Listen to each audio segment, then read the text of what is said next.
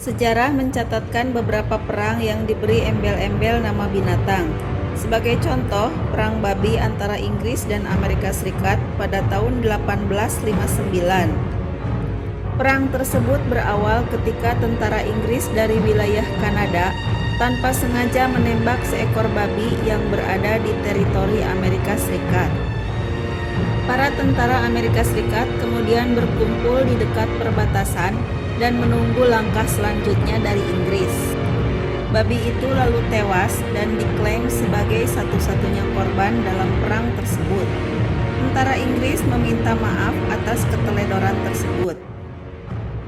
Perang kedua yang melibatkan hewan terjadi antara Brazil dan Prancis pada dekade 1960. Kedua negara berseteru dalam memperebutkan hak kedaulatan atas area perburuan lobster. Beruntung tidak ada korban, tetapi sengketa kedua negara terlanjur diberi nama Perang Lobster. Akan tetapi, tidak ada perang yang betul-betul terjadi antara manusia dengan hewan seperti halnya pemerintah Australia melawan burung emu. Simak kisahnya sampai selesai. Tapi sebelum dilanjut, kami ingatkan kembali untuk subscribe channel ini dan aktifkan lonceng notifikasi kamu untuk mendapatkan video edukatif lainnya. Kisah bermula pada akhir Perang Dunia ke-1.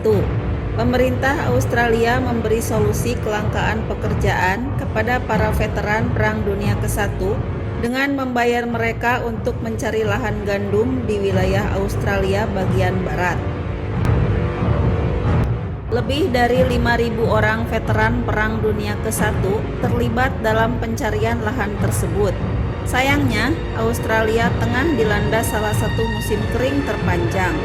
Para veteran itu mendapat tantangan lainnya ketika berhasil menumbuhkan gandum karena kedatangan sekitar 20.000 spesies emu dan mendapat perlawanan ketat dari spesies asli tersebut.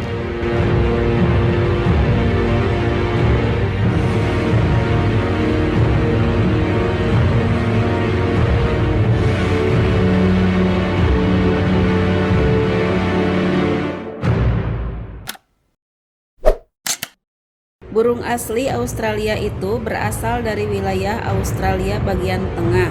Akan tetapi, demi mencari air di tengah musim kering, mereka biasa bermigrasi ke barat. Secara kebetulan, bagian barat kala itu sudah ditanami gandum, sehingga bagi puluhan ribu ekor burung emu itu dianggap sebagai makanan gratis. Puluhan ribu ekor burung merusak pagar-pagar lahan pertanian dan memakan habis tanaman gandum. Kerusakan pagar menimbulkan lubang cukup besar yang akhirnya dimanfaatkan oleh hewan-hewan lain, yaitu kelinci, untuk mencari makan dan menimbulkan lebih banyak masalah. Masalah hewan tersebut sangat genting sehingga para petani rela menempuh perjalanan jauh menuju ibu kota Canberra. Mereka memohon agar pemerintah mau mengatasi hal tersebut. Menteri Pertahanan Australia, George Pearce, setuju untuk mengirim tentara untuk menghadapi burung-burung emu. Pearce berpendapat puluhan ribu ekor burung emu itu cocok sebagai ajang latihan bagi para tentara yang dilanda kebosanan usai perang. Sebagai imbalan, para petani diminta menyediakan makanan serta membayar setiap butir amunisi yang dimuntahkan para tentara untuk menghadapi emu. Militer Australia dipimpin oleh Mayor Meredith yang sebelumnya bertugas di pasukan artileri. Para tentara di bawah komandonya dibekali dengan persenjataan yang dipakai dalam Perang Dunia ke-1, mulai dari senapan angin, tombak, panah, dan sebagainya. Mereka dipersenjatai dengan Lewis gun yang cukup terkenal sehingga media menjuluki operasi ini Emu War. Hujan lebat menunda operasi terhadap burung emu itu hingga 2 November 1932. Ribuan tentara langsung menyerbu sejumlah titik demi mengusir burung emu. Sejumlah harian saat itu mengabarkan para tentara memiliki motif lain, yaitu ingin menguliti bulunya yang berguna sebagai bahan dasar topi. Sayangnya, para tentara itu meremehkan kemampuan bertahan hidup burung emu. Sejumlah taktik dipakai, akan tetapi semuanya gagal. Dengan kecepatannya, para burung emu itu berlari menuju hutan lebat. Meski sudah memuntahkan ratusan peluru, hanya kurang dari 10 ekor burung emu yang berhasil dibunuh. Sepekan kemudian, tepatnya 9 November 1932, sekitar 2.500 butir amunisi dimuntahkan. Akan tetapi, jumlah korban tewas di pihak burung emu simpang siur. Ada yang menyebut 50 ekor, ada pula yang menyatakan antara 200 sampai 500 ekor. Yang pasti, tidak ada korban jiwa dari pihak manusia.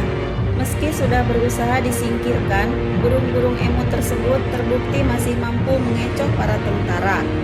Meredith lalu memerintahkan pasukannya yang sudah kalah untuk mundur ke Canberra. Itu artinya perang emu berakhir. Operasi militer ini dianggap gagal mencapai tujuan mengalahkan burung emu. Kekalahan ini disebabkan oleh populasi burung yang melampaui perkiraan. Populasi burung emu justru terus bertambah dan mengakibatkan kerusakan lahan yang semakin besar. Kendati para petani kembali meminta tolong, pemerintah Australia menolak permintaan tersebut. Sejumlah usulan untuk perang terhadap burung emu sempat diajukan beberapa kali, termasuk pada tahun 1943 dan 1948. Pemerintah menolak dan memilih masalah tersebut harus diselesaikan tanpa pembunuhan massal terhadap spesies asli tersebut. Hari ini, burung emu menjadi bagian dari lambang negara Australia bersama dengan kanguru.